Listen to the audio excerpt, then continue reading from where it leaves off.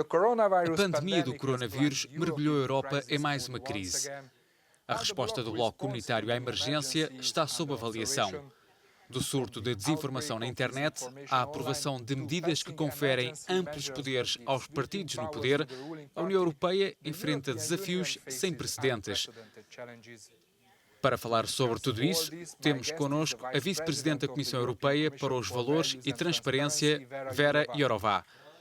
Muitas pessoas estão a abdicar de algumas liberdades adquiridas para combater o vírus. Até que ponto os países nos devem policiar para proteger a saúde pública?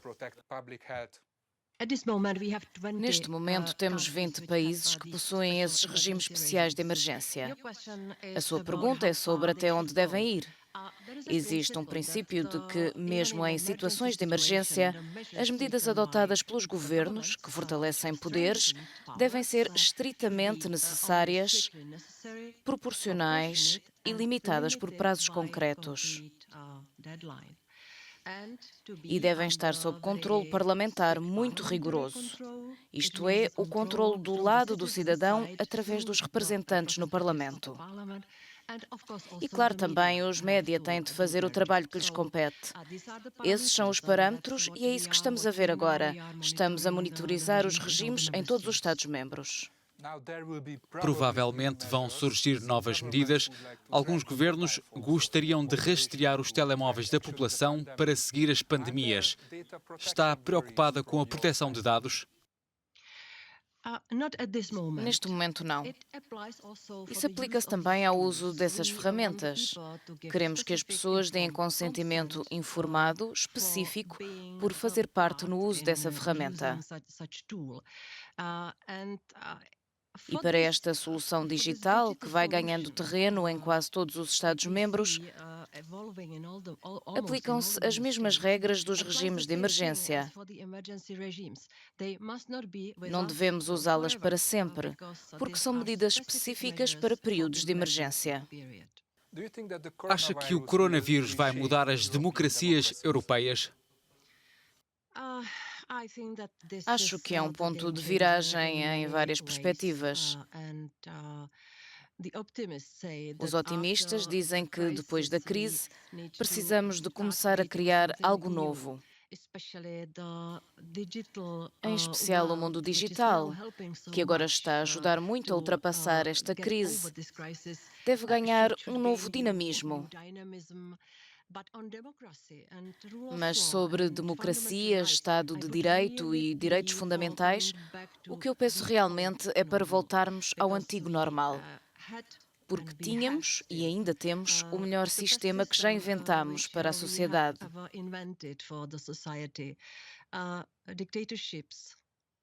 As ditaduras mostraram, ao longo da história, que são contra o povo e fizeram demasiadas vítimas. E é por isso que realmente temos de nos esforçar para manter a democracia, para manter a limitação de poderes nos Estados-membros, por decisão própria. É muito importante que voltemos ao que era. E por falar em voltar, deixo uma última ideia. Os regimes extraordinários não significam que, de alguma forma, estamos a sair do regime democrático.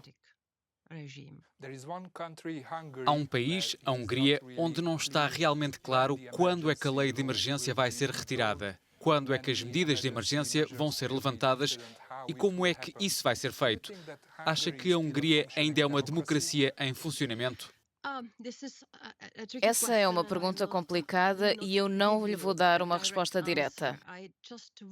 Só quero dizer que, quando lemos a lei, não há um prazo específico.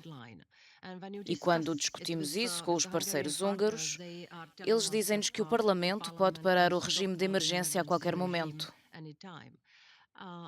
Portanto, vamos ter de esperar para ver. E temos de ver como é que o aumento dos poderes de emergência do governo neste período de emergência é aplicado na prática. Quando lemos a lei, é bastante comparável a outras leis que prevêem os regimes de emergência noutros Estados.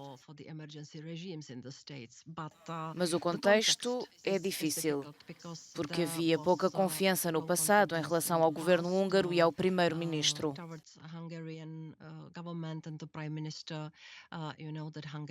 A Hungria já estava sob o procedimento especial previsto no artigo 7.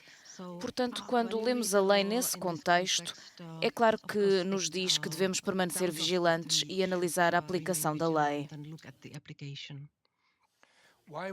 Por que é que a primeira reação da Comissão, depois desta lei ter sido aprovada, foi tão branda? Na primeira declaração, nem sequer mencionou a Hungria pelo nome. Acho que a declaração apresentada é um resumo muito importante dos princípios, do princípio da necessidade, da proporcionalidade e do prazo. E não evito falar sobre as desvantagens e os problemas que vejo na Hungria. Eu realmente quero fazer o meu trabalho com total responsabilidade, mas sem me tornar em algum tipo de ativista que, de alguma forma, vai além das competências. O que é que a União Europeia pode fazer para garantir que o Estado de Direito não seja mais uma vítima desta epidemia? Eu costumo dizer que, ao matarmos o coronavírus, não devemos também matar a democracia e os direitos fundamentais na Europa. Simplesmente não devemos acreditar que a democracia e todos os direitos fundamentais voltam automaticamente. Temos de estar vigilantes, temos de ser proativos. Também já é a altura de usarmos um novo instrumento que ainda não foi adotado: a condicionalidade do dinheiro da União Europeia e o princípio do Estado de Direito. Por isso, propusemos condições. E se alguém não entende porque precisamos de defender os nossos valores, talvez entenda a linguagem do dinheiro. Acho a combinação de ferramentas útil para o futuro. Notícias falsas podem ser fatais hoje em dia. Não há qualquer dúvida, especialmente em relação às pessoas vulneráveis. Acha que os sites de comunicação social e a União Europeia estão a fazer o suficiente para proteger estas pessoas?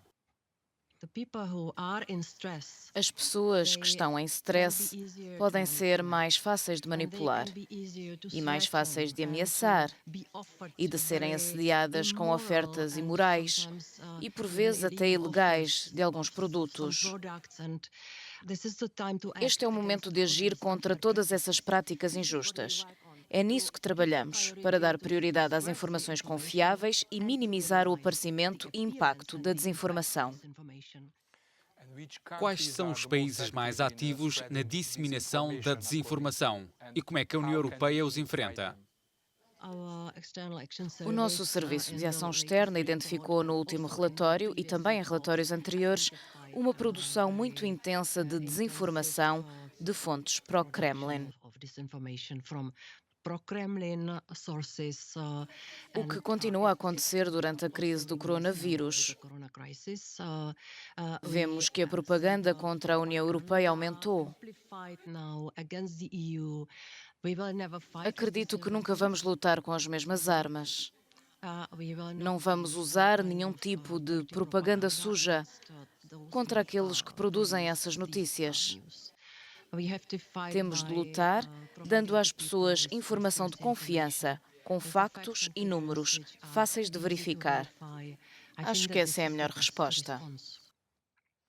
Vera Jourová, muito obrigado.